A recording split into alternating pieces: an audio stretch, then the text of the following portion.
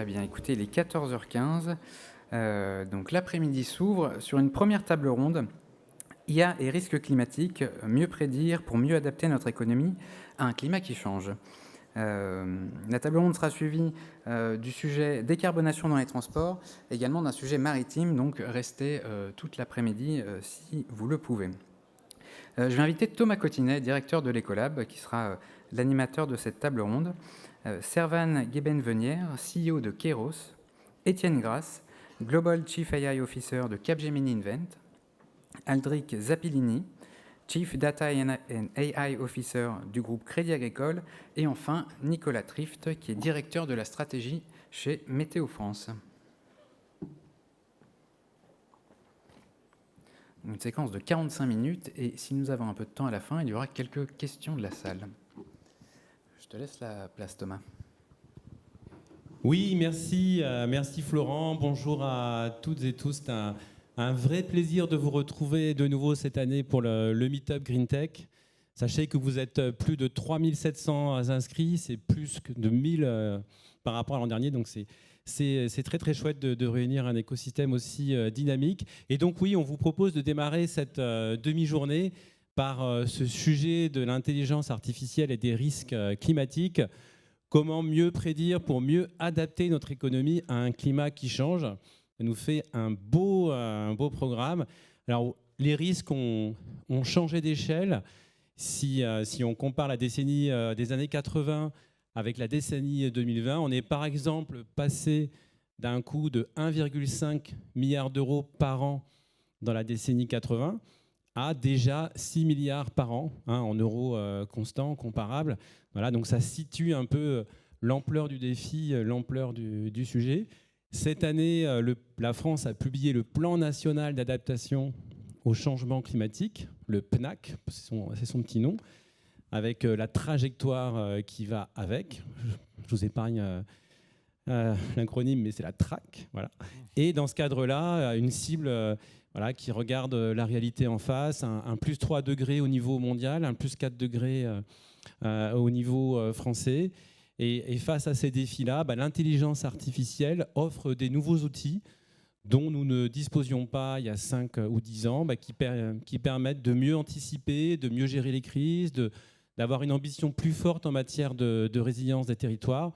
Et d'ailleurs, dans ce plan national d'adaptation au changement climatique, le ministère, par l'entremise, a logé une action qui s'appelle l'action intelligence artificielle adaptation, c'est l'action numéro 51, et qui finance les territoires qui vont avoir recours à l'intelligence artificielle pour des actions très concrètes d'adaptation au changement climatique. Donc j'en profite pour glisser cela. S'il y a dans la salle des acteurs territoriaux ou des acteurs qui travaillent avec des acteurs territoriaux, au moment où on se parle, il est possible de faire financer du recours à des outils d'IA pour l'adaptation au changement climatique. C'était la concrétisation, la reconnaissance que l'IA avait un rôle assez important à jouer dans ce plan national d'adaptation. Donc voilà pour la petite intro. Alors nous allons démarrer avec le sujet de la prévision avec vous, Nicolas Trift. Donc vous êtes directeur de la stratégie à Météo France. Donc cette intelligence artificielle est en train de vraiment transformer, c'est une véritable révolution technologique du métier de la prévision. Est-ce que vous pouvez nous en dire plus ? Oui, merci beaucoup Thomas. Effectivement, je crois que vous avez raison de faire le lien entre économie, technologie et climat parce que avec la multiplication des phénomènes, de l'intensité, de la fréquence des phénomènes climatiques extrêmes, on voit bien l'importance de s'engager collectivement à anticiper ces phénomènes et à apporter des outils et des solutions au service à la fois des territoires, des secteurs économiques et de la société tout entière. Et c'est bien l'objectif du plan national de l'adaptation au changement climatique, dont Météo France donc, est un contributeur important. Peut-être un chiffre pour commencer, c'est 25 à 30% du PIB national est influencé directement par la météo, ce qui vous donne l'ampleur de l'importance d'anticiper ces phénomènes extrêmes qui, de plus en plus, en lien avec le changement climatique, vont devenir beaucoup plus fréquents et beaucoup plus intenses. L'IA et la météo, c'est une vieille histoire. C'est une vieille histoire parce que l'IA, finalement, elle est plutôt bien adaptée aux prévisions météorologiques et aux projections climatiques pour plusieurs raisons. La première, c'est parce que les dynamiques en fait sont complexes et il y a beaucoup de données qui sont produites, beaucoup de données d'observation. Juste pour mémoire, les prévisions météorologiques de Météo France s'appuient sur à peu près 35 millions d'observations par jour. C'est à peu près 2500 téraoctets de données mises à disposition, de données publiques que Météo France met à disposition sur la plateforme de la direction du numérique de l'État, sur la plateforme data.gouv.fr. Donc pour vous dire que finalement la prévision s'appuie sur ce grand nombre de données et l'IA est plutôt bien adaptée pour évidemment traiter ce grand nombre de données. L'autre élément important, intéressant d'utilisation de l'IA dans la prévision météo, c'est que finalement les modèles sont exécutés dans des temps très courts, notamment pour la production. Je ne parle pas de l'apprentissage, là, mais je parle vraiment de la production des prévisions. Et le Centre européen de prévision, par exemple, estime qu'il faut à peu près 1000 fois moins de temps pour exécuter une prévision à base d'IA qu'une prévision numérique classique à base d'algorithmes. Et donc, finalement, il y a des résultats plutôt prometteurs dans les prévisions à base d'IA. En revanche, plutôt prometteur pour les phénomènes extrêmes, pour les phénomènes macro.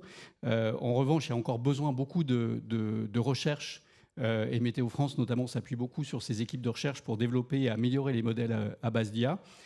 Beaucoup de recherche, notamment pour les phénomènes de plus petite échelle, comme le verglas sur les routes, comme les rafales de vent. Et l'IA demande également, évidemment, comme vous le savez, beaucoup de phases d'apprentissage, enfin une phase d'apprentissage longue et beaucoup de données, et notamment de données à l'échelle kilométrique.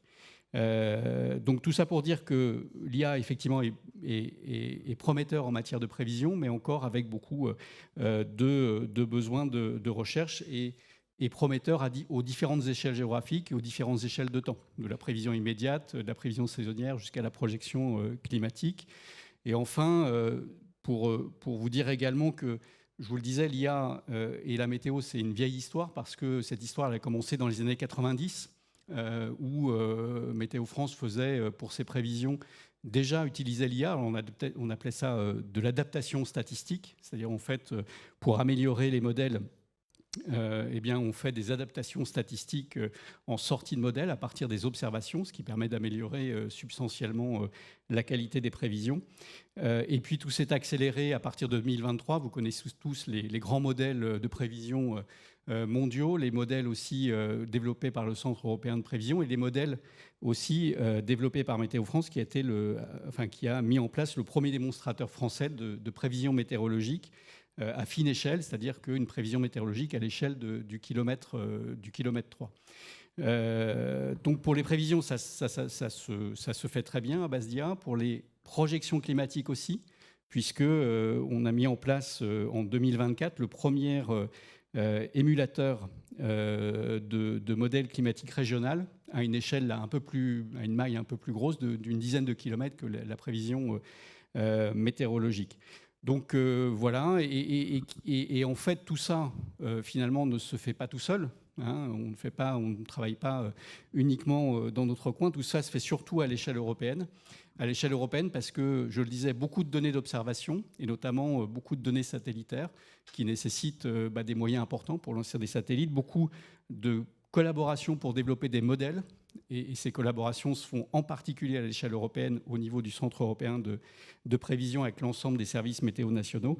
Et puis dans un écosystème innovant, on va le voir tout à l'heure avec l'une des startups incubées au sein de MétéoFab, qui est l'incubateur de Météo France. Donc voilà, des résultats prometteurs, mais avec encore besoin de beaucoup de recherches à venir. Merci beaucoup Nicolas. Alors Servan, vous qui avez fondé et dirigé l'entreprise Kairos, un des enjeux dans la façon d'accéder à la donnée climatique que vient d'évoquer Nicolas, c'est la démocratisation de cet accès à cette donnée-là. Quel rôle joue l'intelligence artificielle sur ce sujet? Et comment vous, chez Kairos, vous prenez ça? Alors chez Kairos, on a pour concept d'associer la gestion des risques et la gestion de crise à la gestion du temps disponible pour agir.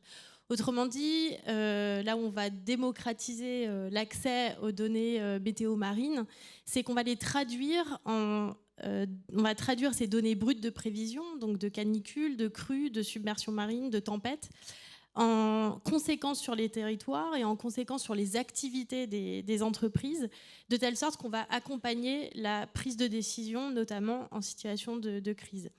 Et donc on s'appuie sur l'IA principalement aujourd'hui pour booster et multiplier les scénarios possibles, c'est-à-dire que ça va permettre d'explorer beaucoup plus rapidement une multitude de scénarios et de pouvoir intégrer notamment l'imprévu pour éviter de se mettre en risque, pour éviter de subir des crises et pour éviter de générer ce qu'on appelle des surcrises. Et donc, je peux vous donner un exemple très pratique.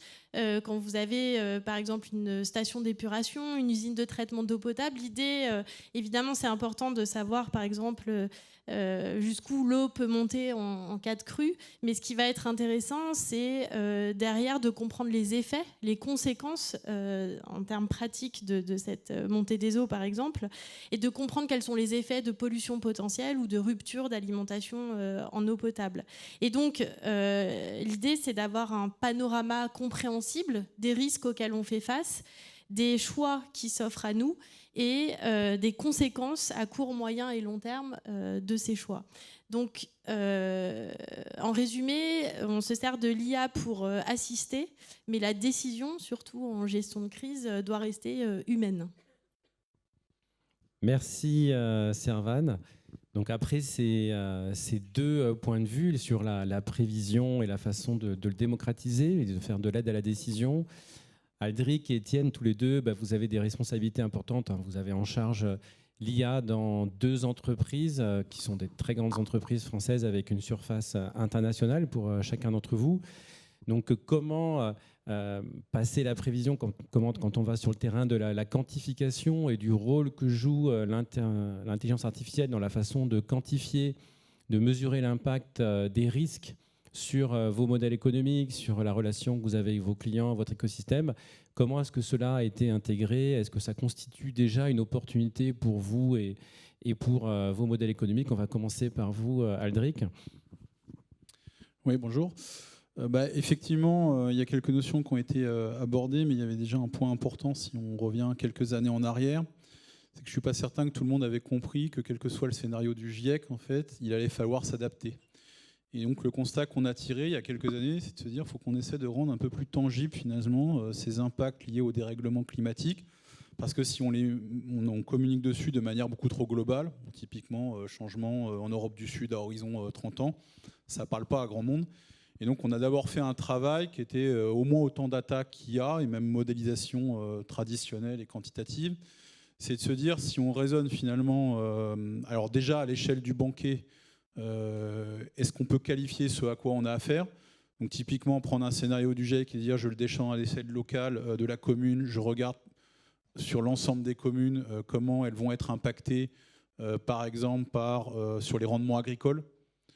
Donc ça c'est quelque chose de très concret, mais vous voyez quand vous êtes une entreprise comme le Crédit Agricole qui finance ces exploitations, savoir qu'il y a 10, 15 000, 20 000 exploitants qui à horizon peut-être même très court, c'est-à-dire 10 ans, vont devoir changer drastiquement leur méthode culturelle, voire leur culture tout court. Ça, d'un point de vue filière et changement d'orientation au niveau d'une entreprise comme le Crédit Agricole, c'est très important de le savoir. Et donc il y a eu un premier travail qui s'est vraiment centré sur ces macro-impacts, mais vraiment très tangibles. Donc là, j'ai parlé des rendements agricoles, tout le monde voit bien, il y a des endroits où effectivement on cultive du maïs. Vous pouvez quand même oublier l'idée de cultiver du maïs dans les Landes dans 30 ans. Alors vous pouvez toujours vous dire on va irriguer, sauf qu'il y a un autre risque qui s'appelle le stress hydrique. Ça veut dire que concrètement, tout le monde va avoir besoin de l'eau en même temps, soit pour des usages touristiques, domestiques ou agricoles. Et comme il y aura pénurie, et forcément il y aura des conflits d'usage, et donc il va falloir changer, quoi. Vous avez des choses aussi qui sont peut-être un peu moins connues, mais typiquement les retraits gonflements d'argile, c'est les épisodes de sécheresse extrême. L'argile se contracte, se met à pleuvoir. Ça gonfle de nouveau, et là effectivement pour le bâti immobilier c'est extrêmement ravageur. Alors vous pouvez toujours vous dire il y a des assureurs pour faire ça, sauf que quand vous avez un sinistre comme ça qui arrive tous les 20 ans, c'est pas pareil que quand c'est tous les 3 ou 4 ans, et donc à un moment donné ça change soit drastiquement la façon de construire, soit les endroits où on peut construire. Et quand vous regardez ce type de risque là à horizon 30 ans, finalement vous apercevez qu'il y a 30% de la carte de France qui est concernée par ce type de risque. Et là aussi ça change profondément les modèles. d'assurabilité et globalement les modèles de construction qu'on peut avoir avec les clients, les collectivités locales, etc. Il y en a plein d'autres comme ça, hein. Inondation, submersion. Bon, j'arrête parce qu'après ça a un côté un peu trop anxiogène. Mais je dirais que la première étape a été vraiment fondamentale, c'est de faire prendre conscience à tout le monde que de manière très concrète, très pragmatique, tangible, et sur des horizons parfois assez peu lointains, 10 ans finalement c'est demain, eh ben, il allait falloir commencer à penser de nouveaux modèles d'accompagnement de l'entreprise pour les clients, pour les assureurs, des modèles d'assurabilité différents sur certaines typologies de sinistres qui vont drastiquement changer. Et puis pour les clients, commencer à opérer un mouvement qui est que finalement les décisions doivent être beaucoup plus anticipées. Parce que si je prends l'exemple de quelqu'un qui a une usine dans une zone qui est soumise à submersion et qui va l'être de plus en plus fréquemment parce que le niveau de l'eau monte, penser comment je construis une usine dans un endroit où il n'y aura plus ce risque-là, ce n'est pas une décision qu'on peut prendre aujourd'hui pour dans 2 ans. Il faut l'anticiper, le financer et adapter finalement son entreprise à ce schéma-là, quoi.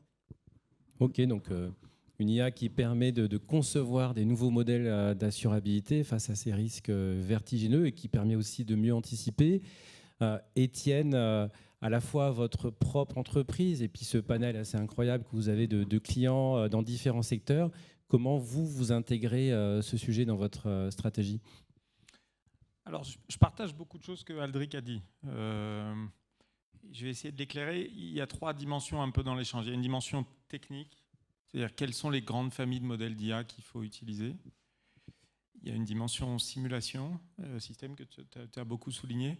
Et puis il y a une dimension, j'appellerais no free lunch, c'est-à-dire si on fait de l'IA, essayons déjà de faire en sorte que l'IA n'ait pas un impact carbone ou un impact environnemental trop important. Si je commence par la dimension technique, moi je crois beaucoup à 2 familles de modèles. Je pense que c'est sage de se dire que l'IA générative ou les modèles agentiques, ils ont d'une faible utilité à date pour les enjeux environnementaux. Ce n'est pas les premiers modèles. D'ailleurs, les exemples que tu as pris sont plutôt du computer vision, c'est-à-dire bien analyser la donnée satellitaire de cartes. On est, c'est pas très connu, Capgemini est une entreprise d'ingénierie aussi, puisque c'est aussi Altran. Et on est l'entreprise qui a accompagné, pas très loin d'ici, la DGFiP pour créer le programme que certains d'entre vous connaissent parce qu'ils modifient la couleur de leur piscine dans leur jardin. Je ne vous conseille pas de le faire, parce que l'algorithme fonctionne. On a utilisé ce type de modèle pour faire la parcellisation des parcelles agricoles, qui renvoie à pas mal d'exemples que tu as évoqués pour un autre client public. Et on a beaucoup de clients qui nous demandent de tirer le meilleur de la donnée satellitaire et dans un environnement, si je dis les choses simplement, qui n'est pas Google ou qui est souverain. Donc on a créé toute une série de services qui permettent de le faire. Et je suis content que l'IGN d'ailleurs soit beaucoup renforcé sur ces communs numériques. Mais je pense que ne négligez pas le potentiel que la donnée satellitaire peut vous donner pour analyser les effets sur un territoire d'une pratique, d'une politique ou les écarts à la législation, les champs orange. Qui font l'objet de trop de pesticides à des périodes distinctes de l'année, je pense qu'on doit pouvoir les repérer facilement. Il y a un deuxième type de modèle, je voudrais attirer votre attention dessus parce que je pense que c'est moins connu, qui est les ontologies de données. Donc on peut dire jumeaux numériques. Jumeaux numériques, ça va être très ambitieux, ça va être tout de suite une plateforme, un software compliqué. Mais établir une ontologie, donc vous êtes sur un four industriel, prenons un four industriel de Saint-Gobain, je vous raconte des pas fictifs. Vous mettez en place une ontologie qui va vous permettre de comprendre comment le four produit son énergie, son système énergétique, et où est sa déperdition d'énergie. Et là, vous pouvez faire des économies d'énergie à l'échelle du four qui sont considérables. C'est de l'ordre de 60-70%. Juste en mettant en place le système interne du four et en revoyant en fait son architecture industrielle, puis ses matériaux. On a une filiale au Royaume-Uni qui s'appelle Cambridge Consultant, qui est une filiale qui fait de l'ingénierie de pointe, qui développe des modèles fondationnels pour la génération de matériaux, avec la recherche de matériaux plus soutenables. J'ai appris, grâce à eux, qu'on peut générer un modèle fondationnel pour la génération de matériaux pour moins d'1 million de livres, moins d'1 million de pounds, avec des données très très propres, très très bien labellisées, c'est-à-dire avec de très très bons ingénieurs qui partagent la collecte de ces données. Donc pensez pas non plus que ça c'est inaccessible. Ça c'est ces 3 grandes familles de données. Je pense que tout ce qui est dans l'IA générative, le langage ou un peu le tout venant, je pense qu'on peut l'écarter parce qu'en fait, il va consommer beaucoup d'énergie plus qu'il va vous apporter des effets. Ensuite, on a créé une plateforme qui est ouverte pour vous tous dans la salle, qui est open source, qui s'appelle Business for the Planet Modeling. Ça faisait partie du paquet cadeau d'arrivée d'Altran dans le groupe Capgemini, qui est un superbe projet, qui a été construit avec un grand avionneur du sud de la France, que vous identifierez facilement, et qui avait l'objet de faire un peu ce que tu décrivais, c'est-à-dire à partir de données ouvertes, scientifiques, celles du GIEC, de l'AIE, il y a 300 000 paramètres dans cette plateforme, de faire l'état de l'art de l'impact d'une pratique ou d'une politique ou d'un portefeuille en matière de bilan environnemental. Donc on la met à jour tous les mois. On a une équipe dédiée, une dizaine de personnes qui fait que ça en R&D. Et on le vend à des clients qui veulent simuler des scénarios, donc changer leur portefeuille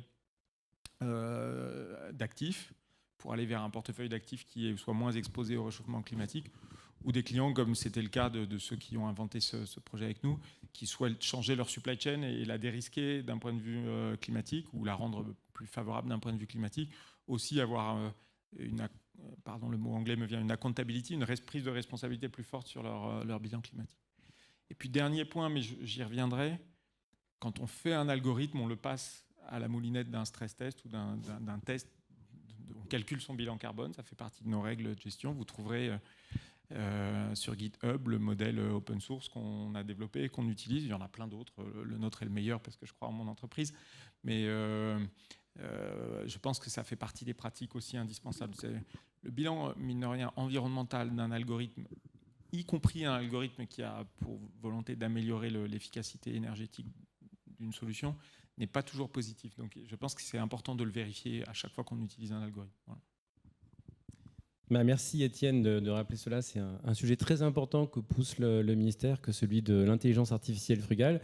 Donc on vient de positionner le sujet, de vraiment clarifier le contexte qui est derrière cet enjeu du recours à l'intelligence artificielle pour une meilleure maîtrise des risques climatiques, pour agir concrètement et aider les territoires, les entreprises à plus et mieux s'adapter à ce changement climatique. Alors, ce que je vous propose, c'est qu'on aille sur le terrain du passage à l'action. Concrètement, chacun, vous avez dans vos feuilles de route des actions très concrètes que vous prévoyez et au sein desquelles l'intelligence artificielle a un rôle important à jouer. Donc je vous propose que nous partagions là-dessus. Nicolas, à Météo France, s'agissant de ce passage à l'action, est-ce qu'il y a une accélération ou des nouveaux terrains de jeu qui sont liés à un recours plus important à l'intelligence artificielle ?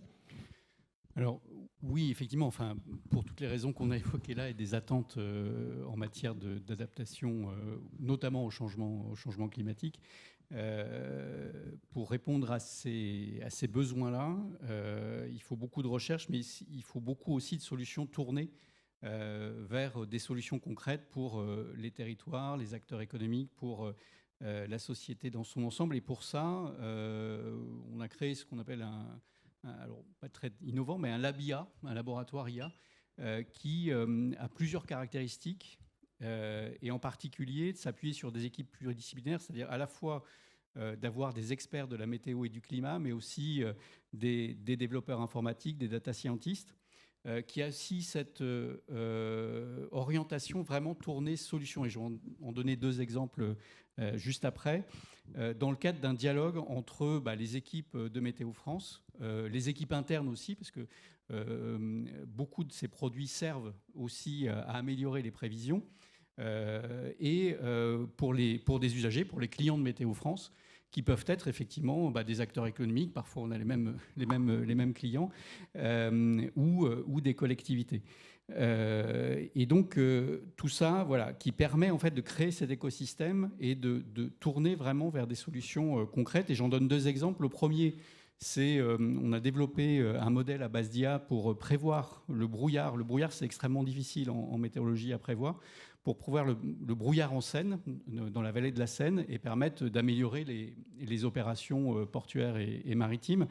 Et avec l'IA, en fait, on a gagné 20 points de prévision, d'amélioration de prévision de la formation de ces brouillards, qui ont un impact économique, puisque quand il y a un brouillard, c'est plus difficile, c'est une source d'accidentologie et d'arrêt parfois de la navigation. Donc on est passé avec l'IA de 68% de prédictibilité, de brouillard détecté à plus de 80 à 90% de brouillard détecté. Ça, c'est un premier élément. Et puis, une deuxième solution proposée, c'est par exemple pour prévoir les avancées de pluie, enfin les déplacements de précipitations quand on n'a pas de radar. Vous savez, les radars, c'est utile pour détecter les mouvements de précipitations. Quand il n'y en a pas, et notamment dans certains territoires des Outre-mer, eh bien, à base d'IA, on peut avoir des outils de prédiction qui ont permis notamment de mieux prévoir les évolutions et les déplacements des cyclones Chido et Dikeledi à Mayotte. Et donc, pour ça, donc offrir aux autorités publiques, que ce soit aux collectivités, aux services de sécurité civile, des outils qui permettent de mieux anticiper la gestion de ces événements. Donc, deux solutions concrètes parmi la centaine de produits aujourd'hui qui existent à Météo France à base d'IA, qui sont soit au stade de recherche ou au stade opérationnel et qui permettent d'anticiper et de mieux prévoir en fait les risques à la fois météo très, très directs et puis aussi d'anticiper et de faire des projections climatiques. Et notamment, je crois que vous en avez parlé, de descente d'échelle, c'est-à-dire de pouvoir faire de la projection climatique à une échelle très, très fine et de plus en plus fine. Et donc, je crois que pour développer des solutions d'IA, à la fois, on a besoin de ces moyens humains parce que, je crois que Servan l'a dit, quelque part, l'aide à la décision et l'interprétation restera... enfin, ce n'est qu'un outil d'aide à la décision. L'interprétation et la décision restera humaine. Et d'infrastructures évidemment importantes. Alors, les plus frugales possibles, mais d'infrastructures et des capacités de stockage importantes, des données en grande quantité, et puis cet écosystème pour créer l'innovation et stimuler l'innovation. Et j'en profite pour vous dire qu'on organise les 2 et 4 décembre un hackathon sur les données publiques climatiques qui vont permettre, et notamment utiliser l'IA pour faire parler ces jeux de données climatiques et innover en matière de solutions concrètes à proposer aux collectivités, aux acteurs économiques. Et donc ce hackathon donc, du 2 au 4 décembre à Toulouse. Merci Nicolas. Aldric, si on tire le fil de ce que vient de dire Nicolas et qu'on fait le parallèle avec le rôle que vous jouez dans la société, mais aussi la relation très particulière que vous avez avec vos clients, votre écosystème, comment l'intelligence artificielle vient offrir de nouvelles opportunités ou vous permettre d'espérer de couvrir de façon différente, pourquoi pas plus performante, les risques climatiques ? Alors oui, d'une manière générale, le Crédit Agricole a toujours accompagné les transitions. Alors, il y a très longtemps déjà, par exemple, la mécanisation de l'agriculture pour soutenir la souveraineté alimentaire de la France. Aujourd'hui, en fait, les transitions, elles sont multiformes. Il n'y a pas si longtemps que ça, 4 ans, on crée de nouvelles filiales, CA Transition énergétique, CA Santé et Territoire, pour accompagner le vieillissement de la population. Sur les risques climatiques, c'est le même constat. À partir du moment où on a mieux quantifié et qualifié ce à quoi on aurait affaire dans les 10 ans, les 20 ans et 30 ans, il faut créer au sein de la banque, finalement, les compétences nécessaires pour accompagner cette transition, qui est une transition d'adaptation à ces risques climatiques. Donc ça veut dire des nouveaux métiers, ça veut dire une compréhension plus fine, si on rapporte ça sur l'outillage. C'est bien de comprendre d'un point de vue global sur le territoire les impacts sur les rendements agricoles, sur le bâti immobilier, sur les usines et les zones industrielles. Après, il faut le rapporter à des clients. Et donc, nous, ce qu'on a fait, c'est qu'on a mis en place des outils. Alors, pour le coup, on va utiliser de l'IA générative quand même sur certains de ces outils. En particulier, ce qu'on essaie de faire, c'est de mettre en relation finalement ce qu'on a constaté à la maille territoriale, par exemple les impacts descendus au niveau de la commune, avec des lieux d'implantation, d'exercice, d'activité de nos clients. Et de comprendre aussi si ces clients-là ont déjà fait mouvement d'un point de vue stratégique, c'est-à-dire penser sur un temps long comment ils allaient s'adapter.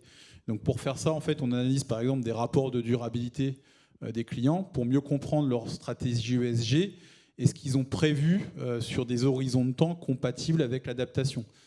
En fonction de ce diagnostic-là, après, effectivement, on peut aller, dans un premier temps, les conseiller et potentiellement aussi les financer, parce qu'évidemment, si vous devez déplacer votre usine dans 10 ans et qu'en plus au milieu vous avez peut-être une transmission à faire parce que vous allez arrêter en tant que dirigeant d'entreprise votre activité et puis que c'est quelqu'un qui va prendre le relais, et ben, tout ça doit s'anticiper et pour nous ça se traduit finalement par de nouveaux métiers et aussi de nouvelles façons d'approcher et d'appréhender le conseil avec les clients. On utilise à chaque fois l'IA pour faire ça parce que l'IA elle a la capacité à mieux comprendre le contexte du client, à aussi faire le lien avec toutes les projections qu'on a fait sur le long terme et puis aussi à décliner en actions très concrètes pour que ça soit opérationnalisable. Il faut avoir des raisonnements aussi simples que voilà, l'entreprise va avoir besoin sur un horizon 10 ans de soutenir des capacités d'investissement. C'est possible ou c'est pas possible en fonction des marges qu'elle dégage. Et à partir de ça, de construire finalement une solution qui peut accompagner l'entreprise. Si on prend l'exemple d'un agriculteur, même chose. On sait qu'on a en plus un défi qui est lié aussi au vieillissement de la population. Il y a énormément d'agriculteurs qui vont arrêter leur activité là, dans les 10 prochaines années. Et donc, si on veut continuer à avoir une souveraineté alimentaire, il faut en réalité tenir un jeu multiparamétrique. C'est on ne peut plus forcément cultiver de la même façon qu'il y a 10 ans, 20 ans entre-temps. Et ça, c'est vrai dans les 10, 20, 30 prochaines années. Et deux, il faut aussi organiser la problématique de la transmission agricole, de l'implantation en fait, de nouveaux d'agriculteurs sur les zones rurales. Et donc ça veut dire que c'est des défis qui sont hautement combinatoires. Quelque part, le monde est de plus en plus compliqué. Là où avant, on avait la mécanisation, ensuite l'accès à la propriété, la réalité, c'est qu'on a au moins 6 ou 7 transitions là, dans les 10, 20 ou 30 prochaines années qui vont se cumuler, se répondre l'une l'autre, et pour lesquelles il va falloir adapter en fait, notre façon de pratiquer la banque. Merci à Hendrik. Donc un gros sujet d'individualisation, de personnalisation grâce à l'IA. Alors Servan, vous travaillez aussi bien sur les piscines qui sont chères à Étienne que sur la gestion de crise, dans une relation donc très concrète avec des territoires, avec des autorités. Comment, s'agissant de ce passage à l'action qui pourrait être plus profond ou accéléré grâce à l'IA, comment est-ce que vous intégrez ça dans votre offre et que vous percevez la capacité aussi de vos clients actuels ou futurs à avoir plus recours à des solutions comme la vôtre ? Alors je dirais qu'il y a deux choses. Il y a ce qu'on fait aujourd'hui et la façon dont on utilise l'IA dans les services qu'on rend et l'interface projection qu'on a développée. Puis après, il y a aussi l'intégration de l'IA avec des pas de temps plus longs, notamment sur des données climatiques. Et donc, on est bien content aussi d'être accompagné par Météo France pour réfléchir collectivement à ces questions-là. Aujourd'hui, ce qu'on fait concrètement, nous, l'IA va nous servir en fait en cellule de crise, par exemple, à pouvoir discerner le bruit qui est généré par une masse énorme de données qui arrivent en cellule de crise et pour la distinguer finalement du signal qui va permettre de détecter un angle mort qui n'aura pas été vu tout de suite. Concrètement, ça se traduit comment en cellule de crise de pouvoir répondre plus rapidement et plus facilement à des questions très concrètes d'interlocuteurs qui collaborent avec d'autres cellules de crise sur combien de personnes vont être touchées par tel ou tel phénomène dans les 24 heures, combien de personnes peuvent être privées d'électricité d'ici 48 heures, combien de personnes est-ce qu'il faut envisager d'évacuer, vers quel lieu de refuge on doit les orienter. Donc l'IA permet ici d'avoir une accélération en fait, des réponses possibles à offrir. Il y a aussi une autre façon dont tu l'utilises, c'est pour explorer plus facilement des scénarios d'aléas externes qui vont venir par exemple perturber des chaînes logistiques et donc de pouvoir tester à nouveau plein de situations, encore une fois pour détecter des angles morts. Et puis là, ce qu'on est en train de mettre au point où on a eu aussi une aide de BPI France pour ce programme-là de R&D, c'est de diminuer drastiquement la génération de scénarios d'exercice, le temps de préparation des scénarios d'exercice de gestion de crise. Aujourd'hui, il faut 4 à 6 mois, parfois plus, pour établir des chronogrammes, des scénarios d'exercice, arriver à faire matcher les objectifs des uns et des autres.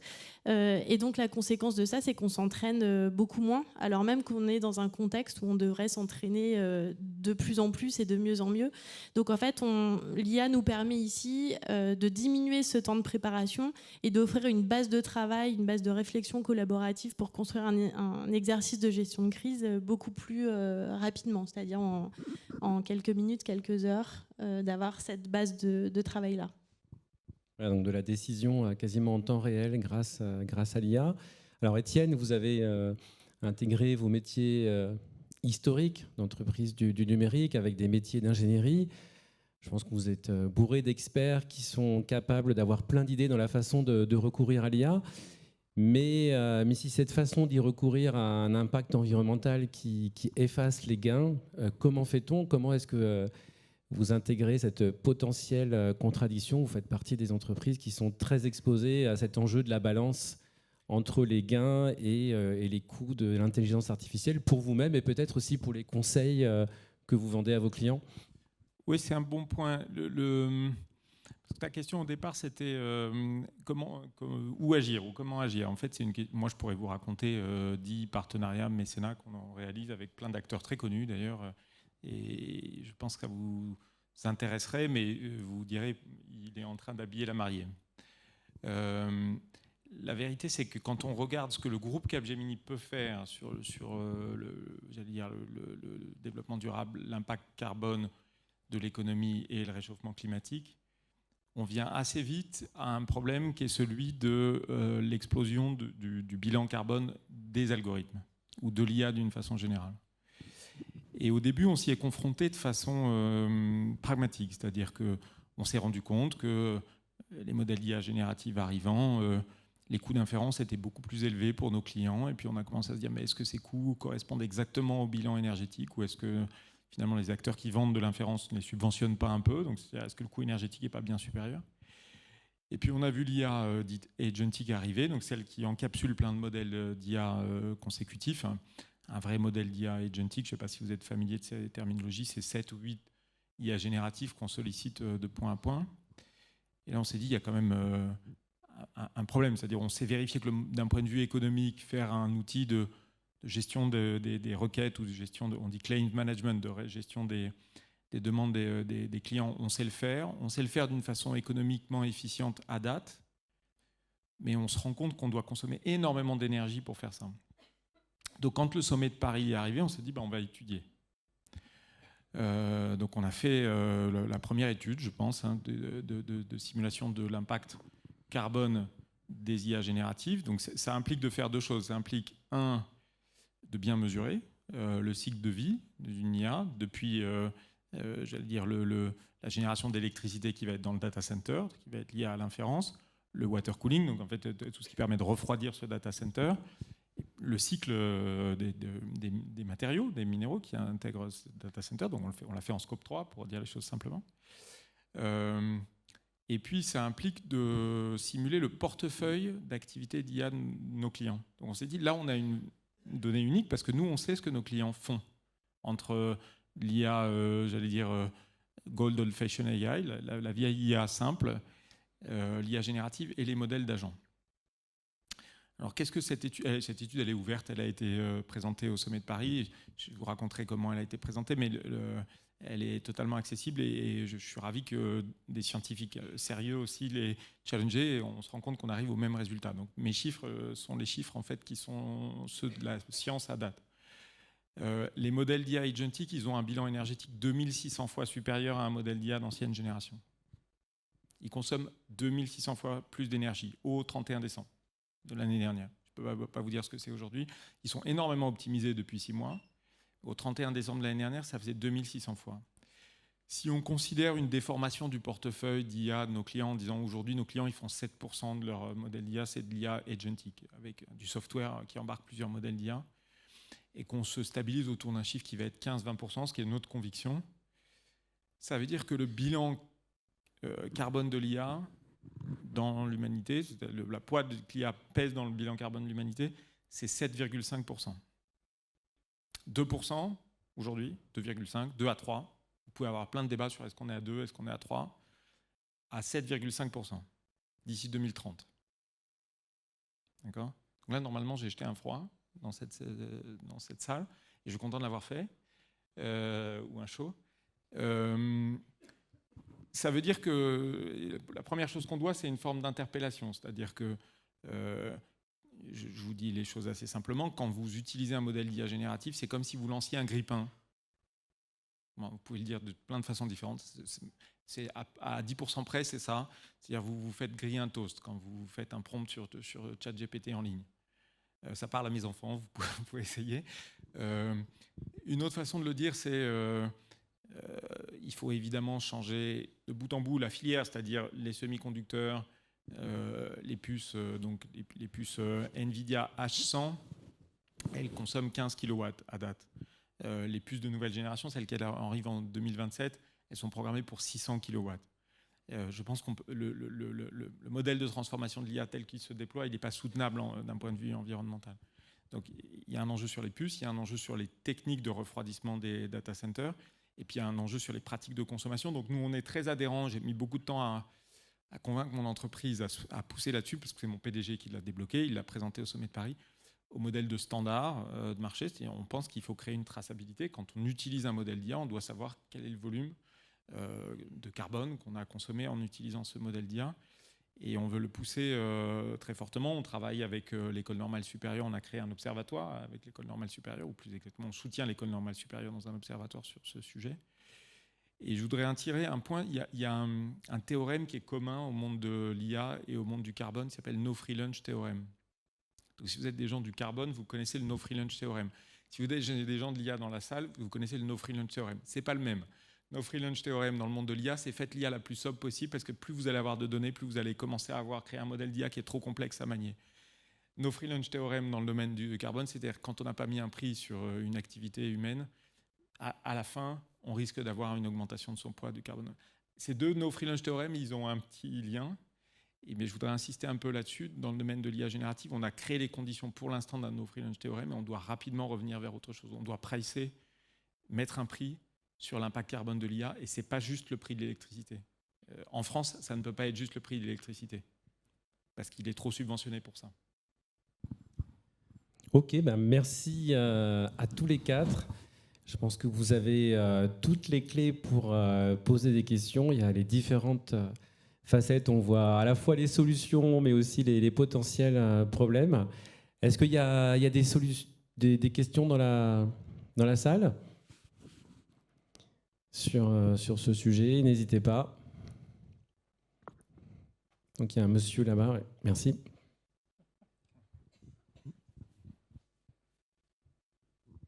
Bonjour.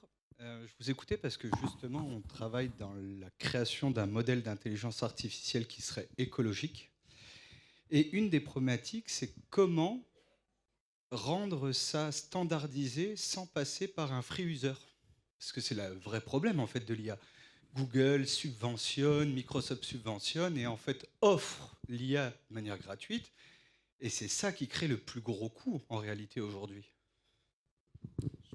C'est pour moi la question, je challenge un peu.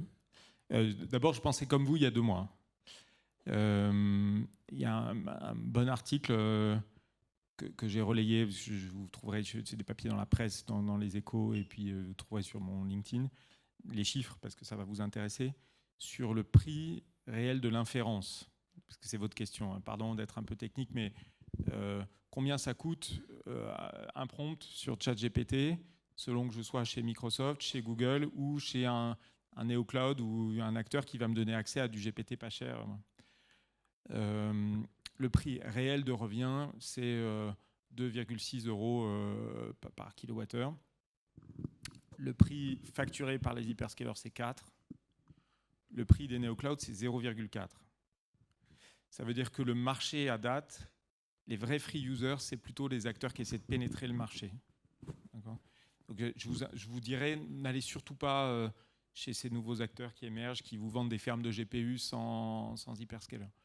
Et après, je vous ai implicitement donné la marge que faisaient les acteurs du cloud en vous donnant ces chiffres sur ce segment-là. Le problème, en fait, c'est qu'on a du mal à avoir un prix fixé définitif parce que le parc de hardware d'inférence, il s'est figé au moment du Covid sur des hardware H100 d'ancienne génération qui se déprécient très vite. Et moi, ma peur, c'est pour ça que je suis un peu insistant, c'est que quand on passe à la nouvelle génération qui arrive l'année prochaine à 600 kW, l'impact prix et carbone soit massif. Massif. Aldric, vous avez intégré l'IA Frugal. Je sais que vous êtes un des utilisateurs du référentiel général pour l'IA Frugal. Comment est-ce que vous prenez ce sujet-là ? Tout à fait. On a contribué à la conception dans le fameux GT. Voilà, parce que alors, nous, c'est des sujets qu'on regarde depuis quelques années. Hein. On a été certifié, labellisé au début 2023, il me semble. En fait, pour répondre à la question qui a été posée, en réalité, on sait sans savoir. Hein. C'est-à-dire qu'à partir du moment où vous constatez de toute façon qu'il y a une compétition acharnée sur l'utilisation d'un certain nombre de services, que les prix ont tendance à diminuer, vous pouvez quand même, quand vous voyez un peu les comptes de résultats de ces sociétés-là, vous dire que c'est vraiment pas le prix réel qu'on paye, et donc il y a un décalage économique qui est lié à l'acquisition d'un nouveau marché. Et donc nous, ça, on l'a intuité assez rapidement début 2023, ce qui fait qu'on s'est dit, de toute façon, il y aura bien un moment où il faudra revenir à la vérité des prix, comme on dit. Et donc, la frugalité, elle a bien entendu un objectif très tangible, qui est de dire, on prend la technologie qui consomme le moins possible et qui a le moins d'externalités négatives possibles. Mais c'est aussi une garantie, je dirais, de souveraineté pour l'avenir, parce qu'à partir du moment où vous ne faites pas attention à ça, vous engrangez en fait des services qui aujourd'hui sont peut-être pas chers, mais qui demain pourraient l'être et ou remonter très rapidement, notamment quand la compétition sera un peu moins acharnée, que les gens seront installés sur ces marchés. Et donc, même si on ne sait pas calculer, on l'a quand même bien en tête. Comme tout le monde, je pense, on évalue un peu ce que coûte la requête en impact carbone, en équivalent eau.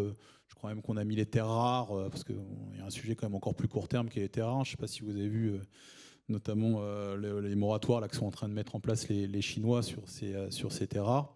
Et donc, il faut accepter aussi, je pense, l'idée qu'il y a une certaine opacité, mais que réellement, si on fait un petit effort, on imagine assez bien l'impact que ça peut avoir, et qu'il n'y a pas tellement d'autres issues que de faire preuve de modération, parce que de toute façon, le jour où finalement il y aura plus de transparence et qu'on payera vraiment le prix que ça coûte, ça sera peut-être trop tard, quoi.